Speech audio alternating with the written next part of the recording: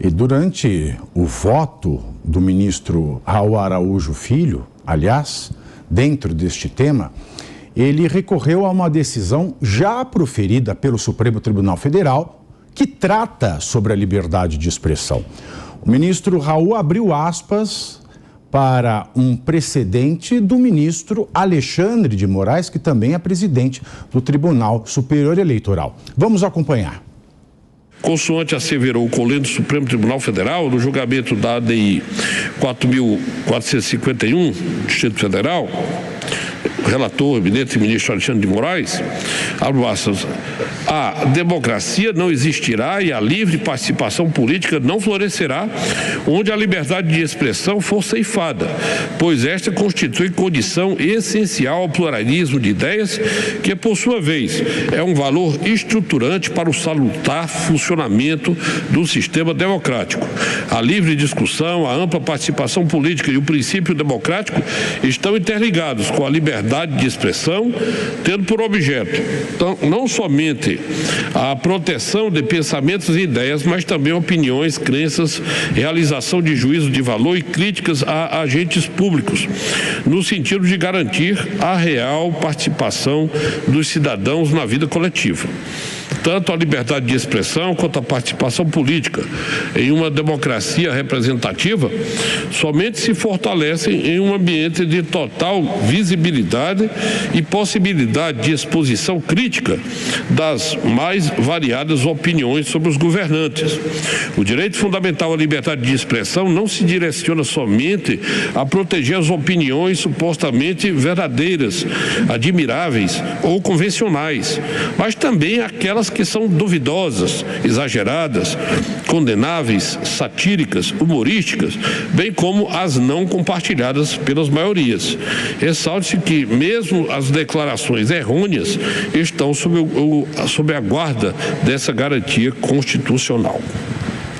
Fecho aspas. Nós exibimos esse trecho do voto para lembrar que tentam calar o Grupo Jovem Pan, mas nós não vamos nos calar. Importante relembrar que sempre que a liberdade de imprensa e de expressão, ela é um pilar da democracia. Todos os regimes autoritários só têm sucesso quando nós temos o controle da informação. E vale lembrar que esta ação que é movida, que tenta baixar as portas dessa empresa, senhores, ela versa sobre comentários, sobre opiniões, não sobre notícias. O Cláudio Dantas ontem no Pingos nos Is, eu não sei se vocês acompanharam, mas ele trouxe uma reflexão bastante oportuna. Uma coisa é a informação, a notícia. A outra coisa é a opinião e o comentário. Se nós confundirmos informação e notícia com opinião e comentário, daqui a pouco nós vamos estar falando em crime de desopinião. E crime de desopinião é a obrigação de pensar igual ao pensamento oficial. E isso a gente só vê em estados autoritários, em estados totalitários. Não existe democracia onde haja desopinião. Não existe. Aliás, o autor, pela segunda vez eu vou mencionar aqui, o autor daquele belíssimo livro Fahrenheit 451, o Ray Bradbury. Para quem não leu, leia. Ele fala, é um romance distópico, literário, e nem tão distópico assim mais, né? Nós estamos vivendo a distopia. Isso é que é mais desesperador. Os bombeiros serviam para queimar livros. O pior dos crimes era ter um dicionário, senhores. E em certa palestra, quando ele foi criticado, o Ray Bradbury, ele disse o seguinte, e eu quero trazer de novo esta fala dele, porque ela é essencial para esse momento e vou abrir aspas. A digressão, senhores, o que é uma digressão? Vou explicar, porque no meu caso da AGU, só chegou a esse ponto porque um jornalista da UOL, ele não sabe o que é conjectura, então provavelmente quem estiver nos assistindo e quiser fazer uma matéria maldosa não saiba o que é digressão. Digressão é, no meio de um relato, ou seja, no meio da notícia, no meio da informação, você coloca opiniões e comentários. É uma quebra da narrativa dos fatos para que você coloque a sua opinião, o seu comentário, o seu entendimento, o seu pensamento. E por isso que o fato, a notícia é diferente da opinião, do comentário, da reflexão. Digressão é isso, reflexão. Bom, então eu volto tendo explicado o que é digressão aos senhores, tá? Aspas, a digressão é a alma do intelecto. Tirem-se os apartes filosóficos de Dante, Milton ou do fantasma do pai de Hamlet, e o que fica são ossos esquálidos. Não me insultem com decapitações, decepações de dedos ou esvaziamento de pulmões que pretendam fazer em minhas obras. Preciso da minha cabeça para rejeitar ou assentir, da minha mão para saudar ou fechar em punho, dos meus pulmões para gritar ou sussurrar. Fecho aspas. A gente está entrando na digressão. Ninguém mais sabe o que é uma conjectura, um questionamento. Ninguém mais sabe o que é uma digressão. Ninguém mais sabe o que é uma reflexão. Tudo vira notícia, fake news. A gente precisa parar de ser estúpido. Nós estamos revogando a língua portuguesa, senhores. E se nós revogarmos a língua portuguesa, o que vai sobrar é a selvageria e a lei do mais forte. Estou errado, professor? É só o que vai. Nós já estamos vivendo isso. Só que a lei do mais forte, ela não está sendo expressada neste momento apenas com um aspecto físico, mas é a lei do mais forte que está estabelecida. Olha que coisa curiosa, quando o Mano estava falando, antes de falar esse negócio do Mano, apenas como uma dica, eu trabalhei com arquivos históricos e fiz muita pesquisa, com dados, com documentos históricos do passado. Há uma coisa que a gente aprende quando está estudando os atos daqueles indivíduos que fizeram a história. Todos têm medo. O medo é da condição natural. Eu tenho medo de quem não tem medo, porque ele é temerário, ele é tolo. Mas tem uma coisa que difere aquele que faz a história daquele que é atropelado por ela. É enfrentar o seu medo. O nome que se dá para isso é bravura. Daqui a 50 anos, quando forem escrever a história deste momento do Brasil, eles vão falar também da liberdade de expressão, vão falar também dos canais de expressão e do jornalismo. E a Jovem Pan será lembrada como uma das mais bravas entidades e instituições da nossa história. Porque apesar de toda a injustiça e imundície que está sendo feita, ela está enfrentando o seu medo e está dando continuidade, não é nem por uma questão de honra, é para defender os princípios básicos da cidadania. Por isso, a Jovem Pan, ela será... Agora, o problema é que até lá, pessoas vão sofrer, pessoas vão morrer, pessoas vão ficar desempregadas, pessoas serão perseguidas, pessoas vão desistir de tudo, por causa da culpa desses monstros. E aí eu falo pessoalmente, a Jovem Pan não tem nada a ver com isso. Porque quem assim age, porque quer acabar com algo que é tão sagrado, que é a liberdade da sociedade, a liberdade do cidadão, eu o coloco na categoria de monstro. Tá? Agora, esses monstros que não têm mãe, diga-se de passagem, são filhos de chocadeira ou de outra coisa que eu não posso dizer por causa do horário. Porque eu falo pela minha mãe. A minha mãe é que mais... A minha mãe sofre mais do que eu nessa situação. Esses monstros que não têm mãe e que esse pessoal do mais amor, o amor venceu, eu já tem umas figurinhas, né, que rolam aí, que é ai, o coraçãozinho, Jovem Pan. Aí, no perfil do Twitter, que é o Turritler, né? No Turritler, o pessoal do Mais Amor põe assim, ai, odeio a Jovem Pan. Ai, o amor não tinha vencido, Katso? Cadê o amor, Holiday? Amor estranho amor? Eu só concluir uma coisinha, claro, que eu ia falar do Mano, que é para não virar papo de esquizofrênico mais uma vez, tá? Porque eu fiquei indignado. Eu entendi aquilo que o Mano havia falado acerca dos erros que o Bolsonaro cometeu ou de tudo que estava lá. Apenas o que a gente não pode colocar, Mano, e eu entendi que o que você busca é uma sociedade equilibrada, com instituições equilibradas, com regras muito claras. Exato. Mas tem um dado. O Bolsonaro ter convocado os embaixadores não é um erro, porque é uma prerrogativa dele. talvez ele cometeu um erro estratégico, mas não um erro jurídico, ele cometeu um erro político pessoal. Até mesmo se pudesse uma outra oportunidade, um outro dia, agora quais foram os erros? São esses, até quem ele convocou, porque ele não deveria saber quem são os assessores daqueles que ele convocou. Era gente que não gostava dele. Você sabe que eu acho que é uma prerrogativa dentro de certos parâmetros. Eu entendi o ponto do Mano. Eu entendi o ponto do Mano e concordo. E concordo, mas sendo abuso do presidente fazer isso, ele tem o direito. Mas o que é o abuso? O abuso é o exercício do direito de maneira maliciosa.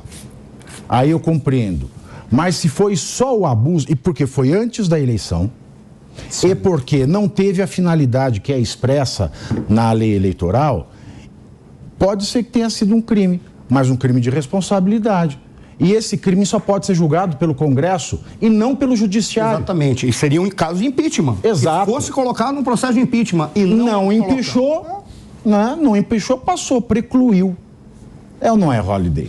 Pois é, esse é o grande ponto. Eu acho que, antes de mais nada, é sempre bom a gente frisar o seguinte: uma democracia que se diz uma democracia sólida, respeitável, um Estado democrático de direito, a liberdade de expressão, ela ser cotidianamente questionada, só pelo fato dela ser cotidianamente questionada e ser quase que cotidianamente debate nos tribunais, significa que algo de errado há nessa democracia.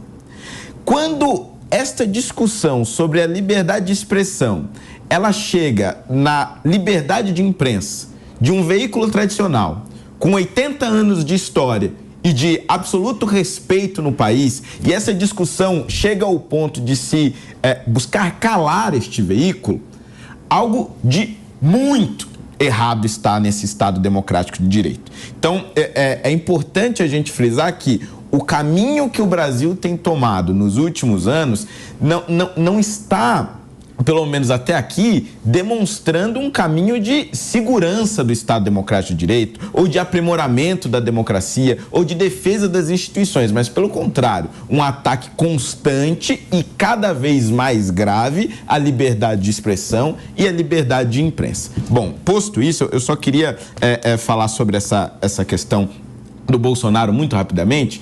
Eu acho o seguinte: quando ele convoca os embaixadores para uma reunião, acredito que realmente é completamente questionável o conteúdo da reunião, se ele poderia ter dito ou não dito aquilo. Mas o fato é o seguinte: para tentar encaixar isso na tese de abuso de poder político, para que ele vencesse as eleições, as justificativas foram as mais absurdas possíveis. Por exemplo, no voto do ministro Floriano, ele vai relatando ali por que teria sido um abuso a reunião e analisando a reunião de forma isolada. Tem gente que diz que ele foi floreando. E aí, em determinado momento do voto, ele começa a analisar por que a reunião em si mesma teria sido um abuso. E aí ele diz o seguinte: olha, todo mundo sabe que um evento diplomático demora para ser organizado, é preciso analisar a agenda das autoridades. Gastar 1 milhão, gastou só 12. Custa caro, exatamente. Aí ele colocou o seguinte: a reunião foi organizada em 3 dias úteis. Pera, a agilidade do presidente em organizar uma reunião por si só... Revogaram o princípio da eficiência. Já não faz muito sentido por aí. Segundo, o local. Não foi no Itamaraty nem no Palácio do Planalto, foi na residência oficial, no Palácio da Alvorada. Convenhamos, né? O presidente da República, quaisquer compromissos que ele tenha, independentemente do local, vai acabar tendo uma natureza oficial. E é comum que haja reuniões no Palácio da Alvorada, inclusive com embaixadores. E o terceiro e último ponto foi de que o Itamaraty e a Casa Civil não participaram diretamente da organização do evento. Mas é uma obrigação do presidente delegar isso à Casa Civil ou delegar isso ao Itamaraty? Não é. Ou seja, tentar forçar a reunião como um abuso de poder político com o fim eleitoral, ao meu ver, é realmente tentar forçar demais. Dar uma floreada. Agora, o Nelson, o Olavo de Carvalho, ele dizia o seguinte: a esquerda brasileira, que ele chamava de um imbecil coletivo, ele falava que ela é liderada por um corpo chamado de coletivo intelectual gramscista. O que é o coletivo intelectual? As pessoas estão deprimidas que o comunismo não deu certo em lugar nenhum do mundo, então elas adotam teses divorciadas da realidade e para você fazer parte desse grupo de inteligência, você tem que renunciar à sua própria inteligência, porque todo mundo tem que pensar em bloco. E eu vejo muito argumento, né, voltar essa questão da liberdade de expressão aqui da Jovem Pan, né, muita gente fala assim, confundem liberdade com ato ilícito. A liberdade pode ser para falar coisa lícita e coisa ilícita. É fato. A liberdade, por isso que o Código Penal fala assim, não é não matarás, não é os 10 mandamentos, é se matar vai em cana. Então, meus queridos, quando se fala no fechamento de uma emissora, se fala numa pena de morte de uma pessoa jurídica. Você tem que punir aquilo que se acha de ilícito, se é que se acha ilícito depois do devido processo legal. Agora, você propor o fechamento total é como você propor a pena de morte. Aquela pessoa pode voltar a matar. Isso não pode no Brasil. 3 minutos, Nelson. Até porque o que mata, de fato, outra pessoa vai preso e volta, né? Mas fechamento, uma cassação de outorga. É importante falar, o Ministério Público Federal está pedindo justamente o cancelamento da outorga, das concessões da Jovem Pan. Cancelamento porque é o termo que está na Constituição, na lei, mas de fato isso é uma cassação, que é a medida mais grave contra um veículo de imprensa. As pessoas estudam tantas coisas, Pavinato, tantos livros, tantas doutrinas, teorias, e às vezes falta saber, de fato, o que a nossa Constituição diz, qual é o nosso sistema constitucional, que deveria ser a primeira lição de todo mundo, antes de qualquer outra teoria muito mais bem evoluída. A gente precisa se lembrar que a liberdade de expressão e a liberdade de imprensa, inclusive, estão dispostas no artigo 5º da Constituição. E o que é o artigo 5º? É o artigo que fala dos direitos fundamentais e das garantias individuais. E que, se a gente for estudar mais a fundo, é lá que estão os principais direitos de todos os cidadãos, das pessoas. O direito de locomoção é o de ir e vir. O direito de pleno gozo dos direitos políticos é o de votar e o de ser votado. E o de liberdade de expressão é o de expressar, de manifestar a expressão, e o de ter acesso à expressão alheia. E por que é que a liberdade da atividade de comunicação está no artigo que fala da liberdade individual do cidadão? A liberdade de imprensa geralmente é exercida por uma empresa, por um grupo econômico, por um grupo de empresas, por exemplo. Por que é que isso estaria no artigo das liberdades individuais do cidadão? Porque maior do que a liberdade de alguém explorar uma atividade de jornal, de televisão, de rádio, é a liberdade do cidadão de ter acesso à informação a ser propagada por essa emissora de rádio, de TV, de qualquer que seja o meio de imprensa. Então, quando se cala um veículo de imprensa, está, na verdade, tolhindo um direito do cidadão. É meu direito individual de cidadão que existam veículos de imprensa noticiando. É meu direito de cidadão e seu direito de cidadão individual, direito fundamental do artigo 5º, que as imprensas sejam livres. Isso é muito grave. O jeito mais sutil de se calar um povo é tirando-lhes o acesso às informações que poderiam ser utilizadas na sua liberdade de expressão. Sem acesso à informação, você não tem sequer o que falar. Este é o jeito mais sutil de se calar uma nação. Por isso é que tão grave é uma afronta, de fato, à liberdade de expressão, à liberdade de imprensa e ao Estado Democrático de Direito. Melhor seria que pedissem a cassação de partidos políticos que cometem fake news. Mas eu tenho um rápido intervalo, você não sai daí, senão ele pincha uma maldição e você vai ver o que acontece.